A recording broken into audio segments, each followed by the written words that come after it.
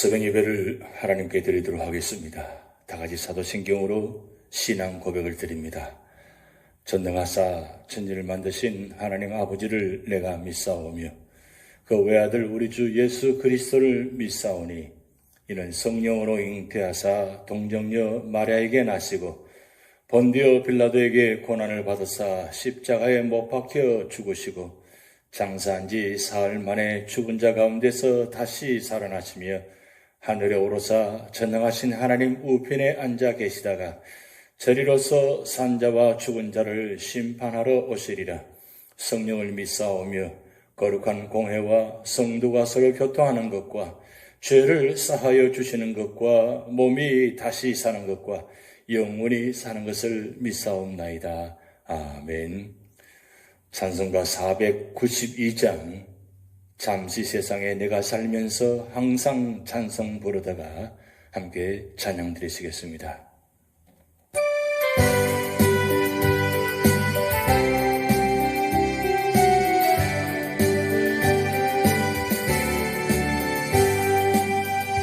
잠시 세상에 내가 살면서 항상 찬송 부르다가 날이 저물어 오라 하시면 영광 주에 나아가리. 열린 천국문 내가 들어가 세상 짐을 내려놓고 빛난 멸류관 받아 쓰고서 주와 함께 길이 살리. 눈물 골짜기 걷어놓으면서 나의 갈비가 간 후에 주의 품 안에 내가 안기어 영원토록 살리로다. 열린 천국문 내가 들어가 세상 짐을 내려놓고 빛난 멸류관 받아 쓰고서 주와 함께 길이 살리. 나의 가는 길 멀고 험하며 사는 목도 고른 깊고 고난 나의 몸 쉴 것 없어도 복된 날이 밝아오리. 열린 천국문 내가 걸어가 세상 짐을 내려놓고 빛난 멸류관 받아 쓰고서 주와 함께 길이 살리. 한숨과 쉬고 죽음 없는 날 사모하며 기다리니 내가 드리던 주를 배울 때 나의 기쁨 넘치리라. 열린 천국문 내가 들어가 세상 짐을 내려놓고 빛난 멸류관 받아 쓰고서 주와 함께 길이 살리.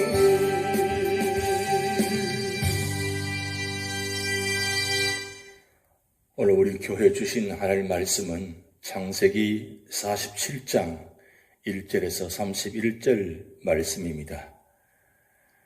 요셉이 바로에게 가서 고하여 이르되 내 아버지와 내 형들과 그들의 양과 소와 모든 소유가 가나안 땅에서 와서 고센 땅에 있나이다 하고 그의 형들 중 5명을 택하여 바로에게 보이니 바로가 요셉의 형들에게 묻되 너희 생업이 무엇이냐?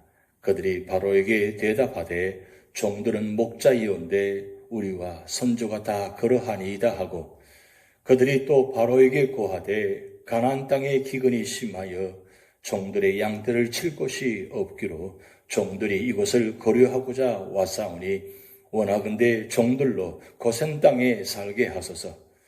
바로가 요셉에게 말하여 이르되 내 아버지와 형들이 내게 왔은즉 애굽 땅이 내 앞에 있으니 땅의 좋은 곳에 내 아버지와 내 형들이 거주하게 하되 그들이 고센 땅에 거주하고 그들 중에 능력 있는 자가 있거든 그들로 내 가축을 관리하게 하라.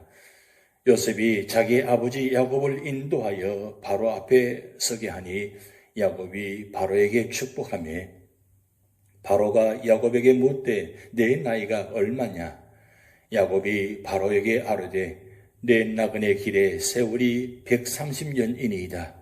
내 나이가 얼마 못되니 우리 조상의 나그네 길의 연조에 미치지 못하나 험악한 세월을 보내었나이다 하고 야곱이 바로에게 축복하고 그 앞에서 나오니라. 요셉이 바로의 명령대로 그의 아버지와 그의 형들에게 거주할 것을 주되 애굽의 좋은 땅 라함셋을 그들에게 주어 소유로 삼게 하고 또 그의 아버지와 그의 형들과 그의 아버지의 온 집에 그 식구를 따라 먹을 것을 주어 복량하였더라. 기근이 더욱 심하여 사방에 먹을 것이 없고 애굽 땅과 가나안 땅이 기근으로 황폐하니 요셉이 곡식을 팔아 애굽 땅과 가나안 땅에 있는 돈을 모두 거두어들이고 그 돈을 바로의 궁으로 가져가니 애굽 땅과 가나안 땅에 돈이 떨어진지라 애굽 백성이 다 요셉에게 와서 이르되 돈이 떨어져 싸우니 우리에게 먹을 거리를 주소서 어찌 주 앞에서 죽으리이까. 요셉이 이르되 너희의 가축을 내라. 돈이 떨어졌은즉 내가 너희의 가축과 바꾸어 주리라. 그들이 그들의 가축을 요셉에게 끌어오는지라. 요셉이 그 말과 양떼와 소떼와 나귀를 받고 그들에게 먹을 것을 주되 곧 그 모든 가축과 바꾸어서 그 해 동안에 먹을 것을 그들에게 주니라. 그 해가 다가고 새 해가 되매 무리가 요셉에게 와서 그에게 말하되 우리가 주께 숨기지 아니하나이다. 우리의 돈이 다하였고 우리 가축대가 주께로 돌아가사오니 주께 낼 것이 아무것도 남지 아니하고 우리의 몸과 토지뿐이라. 우리가 어찌 우리의 토지와 함께 주의 목전에 죽으리이까. 우리 몸과 우리 토지를 먹을 것을 주고 사소서. 우리가 토지와 함께 바로의 종이 되리니 우리에게 종자를 주시면 우리가 살고 죽지 아니하며 토지도 황폐하게 되지 아니하리이다. 그러므로 요셉이 애굽의 모든 토지를 다 사서 바로에게 바치니 애굽의 모든 사람들이 기근에 시달려 각기 토지를 팔았습니다. 땅이 바로의 소유가 되니라. 요셉이 애굽 땅 이 끝에서 저 끝까지의 백성을 성읍들에 옮겼으나 제사장들의 토지는 사지 아니하였으니 제사장들은 바로에게서 녹을 받음이라. 바로가 주는 녹을 먹음으로 그들이 토지를 팔지 않음이었더라. 요셉이 백성에게 이르되 오늘 내가 바로를 위하여 너희 몸과 너희 토지를 샀노라. 여기 종자가 있으니 너희는 그 땅에 뿌리라. 추수의 5분의 1을 바로에게 상납하고 5분의 4는 너희가 가져서 토지의 종자로도 삼고 너희의 양식으로도 삼고 너희 가족과 어린 아이의 양식으로도 삼으라. 그들이 이르되 주께서 우리를 살리셨사오니 우리가 주께 은혜를 입고 바로의 종이 되겠나이다. 요셉이 애굽 토지법을 세우매 그 5분의 1이 바로에게 상납되나 제사장의 토지는 바로의 소유가 되지 아니하여 오늘날까지 이르니라. 이스라엘 족속이 애굽 고센 땅에 거주하며 거기서 생업을 얻어 생육하고 번성하였더라. 야곱이 애굽 땅에 17년을 거주하였으니 그의 나이가 147세라. 이스라엘이 죽을 날이 가까움에 그의 아들 요셉을 불러 그에게 이르되 이제 내가 내게 은혜를 입었거든 청하노니 내 손을 내 허벅지 아래에 넣고 인애와 성실함으로 내게 행하여 애굽의 나를 장사하지 아니하도록 하라.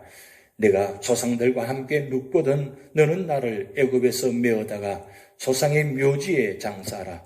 요셉이 이르되 내가 아버지의 말씀대로 행하리이다.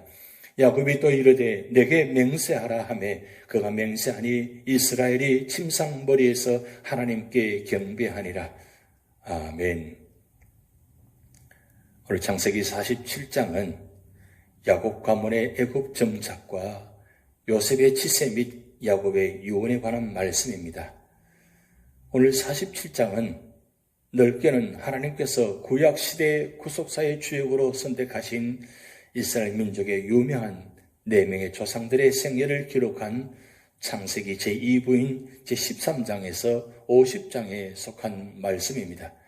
그리고 보다 좁게는 선민 이스라엘의 혈통적 조상일 뿐 아니라 구속사 전반에 걸쳐 모든 성도들의 믿음의 아버지로 부름받았던 아브라함과 이스라엘 제2대 조상으로 순종과 온유의 삶을 살았던 이삭 및 이스라엘 12지파의 직접적인 조상인 야곱에 이어 구약 구속사의 주역으로 선택된 언약의 백성이 애굽으로 내려가게 된 직접적 계기를 마련한 요셉을 중심한 야곱 12아들의 역사가 기록된 제37장에서 50장의 일련의 부분의 말씀입니다. 그 가운데 본장은 드디어 창세기 15장 13절에서 16절에서 아브라함에게 예언된 언약 가문의 애굽 이주가 역사적인 현실로 이루어져 애굽 국경에 위치한 비옥한 땅 고센에 정착하게 되었음을 밝히고 있습니다. 이러한 본장의 세부적인 내용과 그 의미를 살펴보면 다음과 같습니다. 첫 번째는 1절에서 12절 말씀을 통해서 야곱 가족의 바로 왕의 아리언과 고센 땅 정착에 관한 말씀입니다. 본문은 야곱과 그의 아들들이 바로를 면담하고 바로의 공식 승리를 얻어 합법적으로 고센 땅에 정착하게 되는 장면입니다. 본문을 좀 더 구체적으로 살펴보면 먼저 1절에서 4절은 요셉의 형들의 바로 아리언과 그들의 고센 땅 정착 청원을 기록하고 있습니다. 이어 7절에서 12절은 야곱의 바로 아리언과 바로에 대한 축복 및 야곱 가족이 그들의 청원대로 고센 땅에 정착한 사실을 기록하고 있습니다. 여기서 고센 땅이 비록 애굽 사회와 격리된 곳이기는 하지만 목초지일 뿐만 아니라 국경지대로서 애굽의 전략적인 요충지였음에도 불구하고 바로가 야곱 가족의 요구대로 그 땅을 선뜻 이방인인 야곱 가족에게 허락한 사실은 요셉이 당시 바로의 절대적인 신임을 받았음과 하나님께서 당신의 언약을 성취하시기 위하여 직접 바로의 마음을 감동시키사 움직이셨음을 증거하고 있습니다. 한편 본문에 나타난 바에 의하면 야곱 가족은 대기근이 끝날 때까지만 임시적으로 애굽 땅에 정착하려고 했던 것으로 보입니다.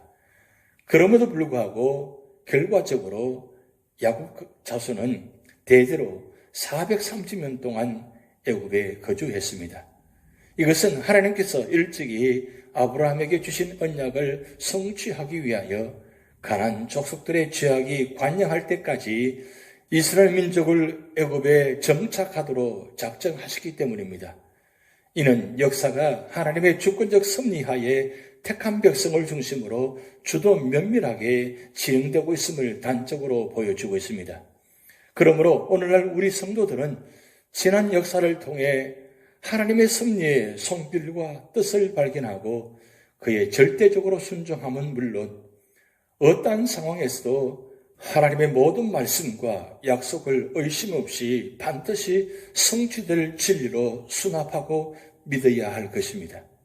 두 번째로는 13절에서 26절 말씀을 통해서 요셉의 기근 정책에 관한 말씀입니다. 본문은 계속되는 대기근을 맞이하여 요셉이 취한 탁월한 기근 정책을 보여주는 부분입니다. 이러한 본문을 일면 야곱 가족의 이야기로부터 그 주제가 벗어나는 듯이 보입니다.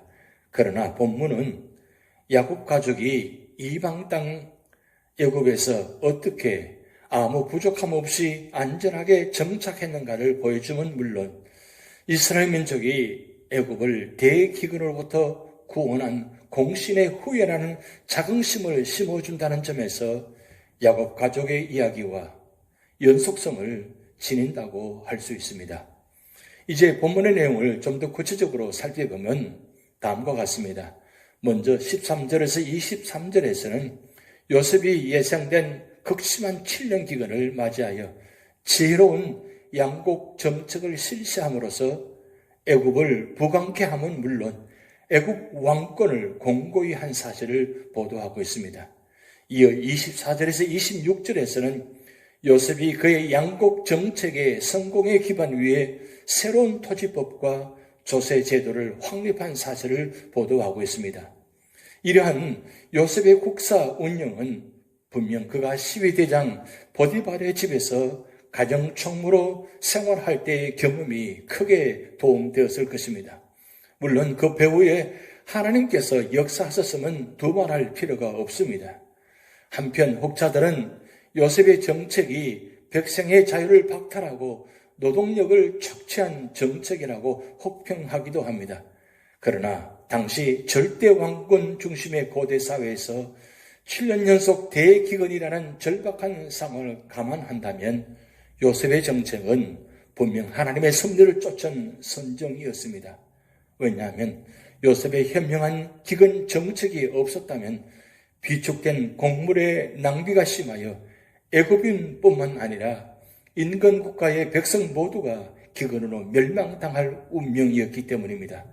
실로 요셉의 현명한 치세로 인하여 애굽과 주변 백성들은 혹심한 기근에도 불구하고 생존할 수 있었을 뿐만 아니라 선민 이스라엘 또한 애굽을 좋은 피난처로 삼을 수 있었던 것입니다. 이처럼 애굽은 구속사에 있어서 종종 선민의 도피처라는 긍정적 역할을 감당하기도 했으나 선민 이스라엘의 역사에서 그들이 하나님보다도 애굽을 더 의지하는 부정적 결과를 가지고 옴으로써 성경에서는 세상을 상징하는 전형적인 나라로 나타나고 있습니다. 이러한 본문에서 우리는 당신의 뜻을 이루기 위해 7년 대폭년과 7년 대기근을 준비하시고 또 요셉의 배후에서 역사하신 하나님이야말로 모든 생명과 생존의 유일한 근거가 됨을 깨닫게 되는 것입니다. 따라서 성도들은 오직 하나님만을 경외하며 하나님만을 전적으로 의뢰해야 할 것입니다. 세 번째로는 야곱의 유언적 당부가 있는 말씀입니다. 본문은 죽음이 임박했음을 느낀 야곱이 요셉에게 남기는 유언적 당부가 기록된 부분입니다. 저 기근이 끝나면 즉시 가나안으로 돌아가겠다는 생각에도 불구하고 애굽에 정착한 지 어느덧 17년이라는 세월이 흘러도 가나안으로 돌아가지 못한 야곱은 죽음을 앞두고 요셉을 불러 마지막 당부를 한 것입니다. 그 당부의 내용은 자신의 시신을 애굽 땅에 장사하지 말고 가나안 땅에 있는 조상의 선영에 장사하라는 것이었습니다. 야곱의 이러한 부탁은 하나님의 약속이 깃든 땅 가나안만이 이스라엘의 참된 기업이라는 신앙과 언젠가는 그의 후손들이 하나님의 약속대로 가나안 땅에 복귀하게 되리라는 믿음의 건강한 부탁입니다. 이처럼 야곱은 처음 애굽에 이주하여 바로 앞에서 험난한 생의 여정을 토로해야 할 때와는 달리 죽음을 앞둔 지금은 오히려 죽음을 넘어 하나님의 언약을 대망할 만큼 신앙적으로 성숙해 있었고 마음의 안정과 평온을 누리고 있었습니다. 그것은 아마도 큰 민족을 이루리라는 하나님의 약속이 고센 땅에 정착한 17년 동안 서서히 성취되어 가는 과정을 직접 목도하였기 때문일 것으로 보입니다. 이러한 본문은 하나님의 약속에 대한 확고한 신뢰는 죽음의 두려움마저도 극복하게 함은 물론 인생을 승리하는 삶이 되게 한다는 사실을 깨닫게 해주는데 우리에게도 과연 이러한 삶이 되게 하는 확고한 믿음이 있는지 돌아봐야 할 것입니다. 한편 야곱은 그가 죽어서라도 가나안 땅에 돌아가기를 소망하고 있는데 이는 오늘날 우리에게 성도들의 참된 안식처는 애굽으로 상징되는 이 세상이 아니요 가나안으로 상징되는 하늘나라임을 잘 보여주고 있습니다. 오늘 창세기 47장을 통해서 교훈을 살펴보면 첫 번째는 하나님께서는 자기 백성을 좋은 곳으로 인도하시고 좋은 곳을 공급하시고 그들에게 큰 위로를 주신다는 말씀입니다. 하나님께서는 많은 고난의 세월을 보냈던 야곱과 그 가족들을 좋은 땅 고센으로 인도하셨고 그 기근의 때에도 먹을 것을 주셨고 큰 위로를 주셨습니다. 하나님께서는 오늘날도 하나님의 나라와 그의 의를 구하는 자마다 육신적, 물질적 필요도 채워주시는 것입니다. 그런 모든 일을 합력하여 선을 이루게 하십니다. 그러므로 우리는 고난의 현실 속에서 낙심치 말고 하나님을 더욱 바라보아야 합니다. 믿음에 굳게 서서 주의 교훈과 계명만 순종하며 살아야 합니다. 주께서는 결코 우리를 버리지 않으실 것이기 때문입니다. 두 번째는 인생은 나그네 길이며 우리의 참 본향은 하나님의 약속의 땅인 것입니다. 야곱은 그 기근의 때에 요셉의 초청으로 애굽으로 내려가 고센 땅에서 17년을 살다가 죽었으나 하나님의 약속의 땅 가나안으로 돌아갈 것을 의심치 않았습니다. 그러므로 그는 요셉에게 자신을 가나안 땅에 매장해 줄 것을 맹세시켰습니다. 우리의 참 소망은 오직 하나님뿐이시며 또 하나님께서 약속하신 새 하늘과 새 땅 곧 천국뿐인 것입니다. 시편 39편 6절에서 7절 말씀에 진실로 각 사람은 그림자같이 다니고 헛된 일에 분뇨하며 재물을 쌓아나 누가 취할는지 알지 못하나이다. 주여, 내가 무엇을 바라리요? 나의 소망은 주께 있나이다 라고 말씀하고 있습니다. 그러므로 우리는 불타 없어질 장망성 같은 세상에 너무 큰 애착과 의미와 가치를 두지 말아야 하는 것입니다. 우리는 이 수고롭고 허무한 세상에서 오직 하나님과 그의 약속하신 천국에 참 의미와 가치를 두고 주님의 재림과 부활과 천국을 믿고 소망하는 그런 믿음의 성도가 되시기를 주님의 이름으로 축복드립니다. 기도하시겠습니다. 하나님 아버지, 약속의 땅 가나안 땅을 출발하여 애굽 땅에 정착한 야곱의 가정을 보았습니다. 17년 동안 애굽 땅에 거주하면서 한순간도 하나님 말씀을 놓치지 않고 고국 가나안 땅을, 약속의 땅을 바라보며 살아온 야곱의 가정을 다시 한번 보면서 우리의 모든 소망은 이 세상이 아니라 참 하늘 천국임을 다시 한번 깨닫게 하시고 우리 모든 성도들이 주님의 은혜를 바라보며 천국을 바라보며 믿음으로 승리할 수 있도록 하나님 축복하여 주시옵소서. 오늘도 연로하신 어른으로부터 어린아이들까지 영혼을 지키시고 육신을 지켜주셔서 믿음으로 승리하게 하시고 우리 모든 삶의 자리가 주님의 영광과 구원의 자리가 되도록 축복하여 주시옵소서. 오늘부터 시작되는 여름 캠프를 하나님께서 축복하여 주셔서 수고하시는 전도사님과 집사님 그리고 모든 분들을 함께 하시고 어린 심령들이 이 여름 캠프를 통해서 하나님을 만나는 놀라운 자리가 되도록 축복하여 주시옵소서. 우리 모든 삶을 주님께 의탁하옵고 예수님의 이름으로 축복하며 기도하옵나이다. 아멘. 다 같이 주기도문 하시겠습니다. 하늘에 계신 우리 아버지여, 이름이 거룩히 여김을 받으시오며 나라에 임하옵시며 뜻이 하늘에서 이룬 것 같이 땅에서도 이루어지이다. 오늘날 우리에게 일용할 양식을 주옵시고 우리가 우리에게 죄진 자를 사하여 준 것 같이 우리 죄를 사하여 주옵시고 우리를 시험에 들게 하지 마옵시고 다만 악에서 구하옵소서. 대개 나라와 권세와 영광이 아버지께 영원히 있사옵나이다. 아멘.